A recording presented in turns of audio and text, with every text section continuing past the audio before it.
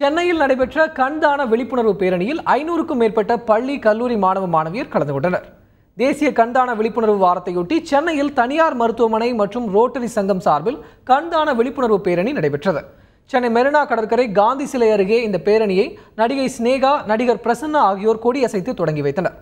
கண்ணகி சிலை வரை நடைபெற்ற இந்த விழிப்புணர்வு பேரணியில் கண்தானத்தின் அவசியத்தை வலியுறுத்தும் பதாகைகளை ஏந்தியபடி 500க்கும் மேற்பட்ட பள்ளி கல்லூரி மாணவ மாணவியர் கலந்து கொண்டனர்.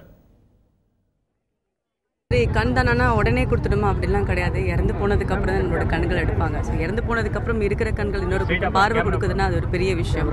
இன்ஃபேக்ட் நிறைய பேர் நினைச்சிட்டு இருக்கிறாங்க, மூடத்தனம் நினைக்கலாம். அது கண்கள் தானம் பண்ணிட்டு இறந்ததுக்கு அப்புறம் தானம் பண்ணிட்டா நம்ம நரகத்துக்கோ சொர்க்கத்துக்கோ போகும்போது நம்ம கண்கள் இருக்காதுன்னு அப்படி ஒரு மூடத்தனத்தினால நிறைய பேர் முன்னாடி கண் தானம் பண்ண மாட்டாங்க. இந்த மாதிரி விஷயங்கள்லாம் நம்பாதீங்க.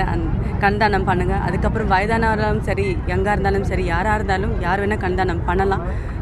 ஏன்னா ஒருத்தவங்களோட கண் பார்வைக்கு ஒரு வாழ்க்கையில வெளிச்சம் கொடுக்கிறது பெரிய விஷயம். கருவிழினால் பாதிக்கப்பட்டவர்கள் இந்தியாவில் 2 to 3 மில்லியன் பீப்புள். அதுல majority children less than 12 years or 15 years. அதனால சைல்ட்ஹுட் பிளைண்ட்னஸ் இந்தியாவில் largest in the world. So கருவிழினால் பாதிக்கப்பட்டு பார்வை இழந்தவர்கள் அது கருவிழி மாற்றி ஆப்ரேஷன், கார்னியல் டிரான்ஸ்பிளான்ட், கண்களை தானம் செய்தால் அந்த கண்களை எடுத்து வைப்போம். அந்த கருவிழி மாற்றி ஆப்ரேஷன், கார்னியல் டிரான்ஸ்பிளான்ட் எங்க கண் வங்கியில், ரோட்டரி ராஜன் கண் வங்கியில் இலவசமாக பண்ணிக்கிறோம். இலவசமாக இது வரைக்கும் 5000 கார்னியல் டிரான்ஸ்பிளான்ட் பண்ணியிருக்கோம்.